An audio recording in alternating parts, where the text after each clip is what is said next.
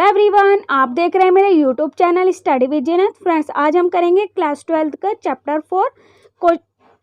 4 उसके नोट्स करेंगे। इसका पार्ट मैं ऑलरेडी अपलोड कर चुकी हूँ और आज हम करेंगे पार्ट सेकंड। अगर आपने अभी वॉच नहीं किया तो पार्ट 1 फर्स्ट ऑफ ऑल उस वीडियो लेक्चर को वॉच कर लें, देन पार्ट सेकंड को वॉच करें। और पार्ट 1 में मैंने कराया था यूरोपीय संघ, उसकी विशेषताएँ, और आज करेंगे पार्ट सेकंड, इसमें करेंगे आसियान के बारे में। स्टार्ट करते हैं। दक्षिण पूर्व एशिया राष्ट्रों का संगठन आसियान, दक्षिण पूर्व एशियाई राष्ट्रों का संगठन आसियान अगस्त 1967 में इस क्षेत्र के 5 देशों इंडोनेशिया, मलेशिया, फिलीपींस, सिंगापुर और थाईलैंड ने बेकांग घोषणा पत्र पर हस्ताक्षर करके आसियान की स्थापना की। किसने की थी स्थापना? 1967 में इस क्षेत्र में 5 देश थे, इंडोनेशिया, मलेशिया, फिलीपींस, सिंगापुर और थाईलैंड ने बेकांग घोषणा पत्र पर हस्ताक्षर करके आसियान की स्थापना की। और कंबोडिया को शक्ति को शामिल किया गया, क्या कि जो बाद में बुनाई दारुसलाम, वियतनाम, लाओस, म्यांमार और कंबोडिया को शक्ति को शामिल किया गया और उनकी सदस्य संख्या 10 हो गई थी और इसके मुख्य उद्देश्य देख लेते हैं। आसियान के मुख्य उद्देश्य: सदस्य देशों के आर्थिक विकास को तेज करना। आसियान के मुख्य उद्देश्य हैं कि सदस्य देशों को आर्थिक विकास को तेज करना, इसके द्वारा सामाजिक और सांस्कृतिक विकास हासिल करना, कानून के शासन और संयुक्त राष्ट्र संघ के नियमों का पालन करके क्षेत्रीय शांति और स्थायित्व को बढ़ावा देना। कानून के शासन और संयुक्त राष्ट्र संघ के नियमों को पालन करके क्षेत्रीय शांति और स्थायित्व को बढ़ावा देना। क्या थे मुख्य उद्देश्य आसियान के? कि आर्थिक विकास को तेज करना, सामाजिक और सांस्कृतिक विकास हासिल करना और कानून के शासन और संयुक्त राष्ट्र संघ के नियमों का पालन करके क्षेत्रीय शांति और स्थायित्व को बढ़ावा देना। आसियान की शैली देख लेना। अनौपचारिक, टकरावरहित और संयोगात्मक मेल मिलाप का नया उदाहरण। अनौपचारिक, टकरावरहित और संयोगात्मक मेल मिलाप का नया उदाहरण पेश करके आसियान ने काफ़ी यश कमाया। और ये मेल मिलाप करके उदाहरण पेश करके आसियान ने काफ़ी यश कमाया है। इसे ही आसियान शैली कहा जाने लगा। उम्मीद है समझ में आ गया होगा ये टॉपिक। देखते हैं आसियान के प्रमुख स्तंभ क्या हैं। आसियान के प्रमुख स्तंभ हैं आसियान सुरक्षा समुदाय, आसियान आर्थिक समुदाय, सामाजिक सांस्कृतिक समुदाय। फर्स्ट देखते हैं आसियान सुरक्षा समुदाय। क्षेत्रीय विवादों को सैनिक टकराव तक न ले जाने की सहमति पर आधारित है। आसियान सुरक्षा समुदाय है कि क्षेत्रीय विवादों को सैनिक टकराव तक न ले जाने की सहमति पर आधारित है। देखते हैं सेकंड आसियान आर्थिक समुदाय का उद्देश्य आसियान देशों को साझा बाजार और उत्पादन आधार तैयार करना तथा इस क्षेत्र के सामाजिक और आर्थिक विकास में मदद करना है। आसियान आर्थिक समुदाय का उद्देश्य है आसियान देशों को साझा बाजार और उत्पादन आधार तैयार करना तथा इस क्षेत्र के सामाजिक और आर्थिक विकास में मदद करना। थर्ड देखते हैं आसियान सामाजिक सांस्कृतिक समुदाय का उद्देश्य है कि आसियान उद्देश्य के बीच टकराव की जगह बातचीत और सहयोग को बढ़ावा दिया जाए। आसियान सामाजिक सांस्कृतिक समुदाय का उद्देश्य है कि आसियान देशों के बीच टकराव की जगह बातचीत और सहयोग को बढ़ावा दिया जाए। आसियान का विजन दस्तावेज 2020। आसियान का विजन दस्तावेज 2020। आंसर है आसियान तेजी से बढ़ता हुआ एक महत्वपूर्ण क्षेत्रीय संगठन है। आसियान जो है तेजी से बढ़ता हुआ एक महत्वपूर्ण क्षेत्रीय संगठन है। इसके विजन दस्तावेज 2020 में अंतर्राष्ट्रीय समुदाय में आसियान की एक बहुमुखी भूमिका को प्रमुखता दी गई है।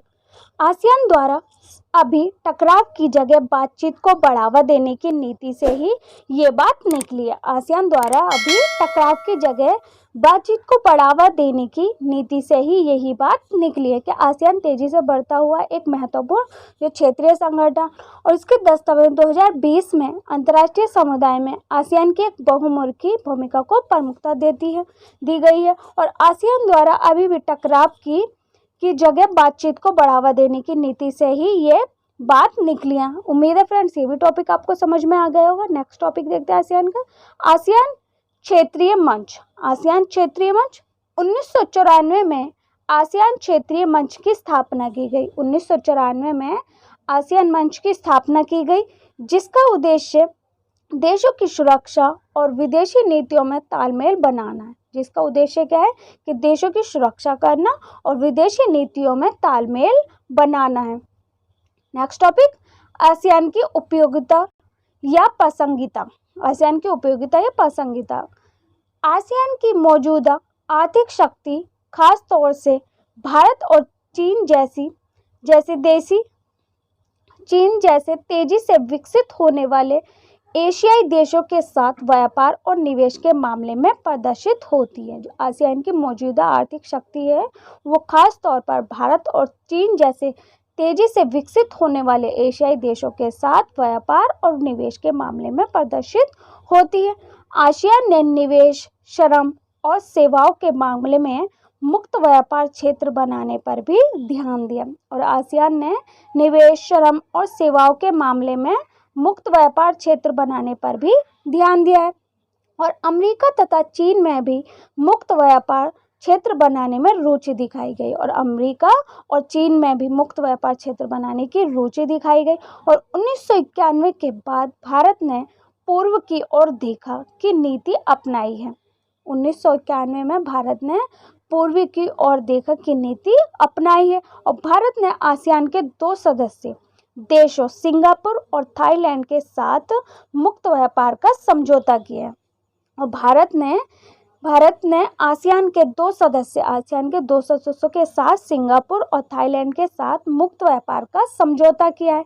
और भारत आसियान के साथ भी मुक्त व्यापार संधि करने का प्रयास कर रहा है। और भारत जो है वो आसियान के साथ मुक्त व्यापार संधि करने का प्रयास कर रहा है। उम्मीद है फ्रेंड्स ये टॉपिक आपको समझ में आ गया हो कि आसियान की उपयोगिता तथा प्रासंगिकता के आसियान की मौजूदा जो आर्थिक शक्ति है वो खास तौर पर भारत और चीन जैसे तेजी से विकसित होने वाले एशियाई देशों के साथ व्यापार और निवेश के मामले में प्रदर्शित होती है। और आसियान ने निवेश, श्रम, सेवाओं के मामले में मुक्त क्षेत्र बनाने पर भी ध्यान दिया है। और 1991 के बाद भारत ने पूर्व की ओर देखा की नीति अपनाई। और भारत ने आसियान के 2 सदस्य देशों के साथ सिंगापुर और थाईलैंड के साथ मुक्त व्यापार का समझौता किया है।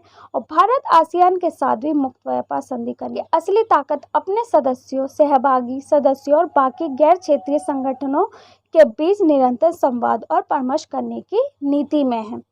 और ये एशिया का एकमात्र ऐसा संगठन है जो एशियाई देशों और विश्व शक्तियों को राजनीतिक और सुरक्षा मामलों पर चर्चा के लिए मंच उपलब्ध कराता है। ये जो एशिया का एकमात्र ऐसा संगठन है जो एशियाई देशों और विश्व शक्तियों को राजनीतिक और सुरक्षा मामलों पर चर्चा के लिए मंच उपलब्ध कराता है। और हाल ही में भारतीय प्रधानमंत्री ने एशियान देशों की यात्रा की तथा विभिन्न क्षेत्रों में सहयोग बढ़ाने पर समझौते की। और आसियान देशों की यात्रा की प्रधानमंत्री ने और विभिन्न क्षेत्रों में सहयोग बढ़ाने पर समझौते की तथा पूर्व की ओर देखो नीति के स्थान पर पूर्वोत्तर कार्य नीति की संकल्पना प्रस्तुत की। और इसी के अंतर्गत वर्ष 2018 के अंतर्गत गणतंत्र दिवस समारोह में आसियान देशों के राष्ट्रीय अध्यक्षों को मुख्य अतिथि के रूप में आमंत्रित किया गया। कि 2018 में गणतंत्र दिवस समारोह में आसियान देशों के राष्ट्रीय अध्यक्षों और मुख्य अतिथि के रूप में आमंत्रित किया गया था। नेतृत्व में किसके उसमें किया गया था? नेतृत्व में। अब देखते हैं पूर्व की ओर चलो नीति। पूर्व की ओर चलो नीति। भारत ने 1991 से पूर्व की ओर चलो नीति अपनाई और इसी पूर्वी एशिया के देशों जैसे कि आसियान, चीन, जापान और दक्षिण कोरिया से उसके आर्थिक संबंधों में बढ़ोतरी हुई। और 1991 में पूर्व की ओर चलो नीति अपनाई गई, भारत ने अपनाई। और इसी पूर्वी एशिया के देशों जैसे कि आसियान, चीन, जापान और दक्षिण कोरिया से उसके आर्थिक संबंधों में बढ़ोतरी हुई। नेक्स्ट टॉपिक चीन का विकास। फ्रेंड, चीन का विकास हम नेक्स्ट वीडियो में करेंगे। इस वीडियो में देखा हमने दक्षिण पूर्व एशियाई राष्ट्रों का संगठन, आसियान के मुख्य उद्देश्य, आसियान शैली, आसियान के प्रमुख स्तंभ, आसियान का विभाजन दस्तावेज 2020, आसियान क्षेत्रीय मंच और आसियान की उपयोगिता या प्रासंगिकता। और नेक्स्ट वीडियो में करेंगे हम चीन का विकास। उम्मीद है मेरी वीडियो पसंद आई होगी। मेरी वीडियो कैसी लगी कमेंट्स बॉक्स में लिखकर ज़रूर बताना। If you like the video so don't forget to like share and subscribe my channel and hit the bell icon. और अपने फ्रेंड्सों के साथ शेयर करना मत भूलना ताकि इसका प्रॉफिट उन्हें भी हो। और हम नेक्स्ट वीडियो में करेंगे चीन का विकास। और आपको नेक्स्ट टॉपिक किस टॉपिक पर वीडियो चाहिए, कौन सा चैप्टर चाहिए, तो आप मुझे कमेंट बॉक्स में लिखकर बता सकते हैं। Thanks for watching my video.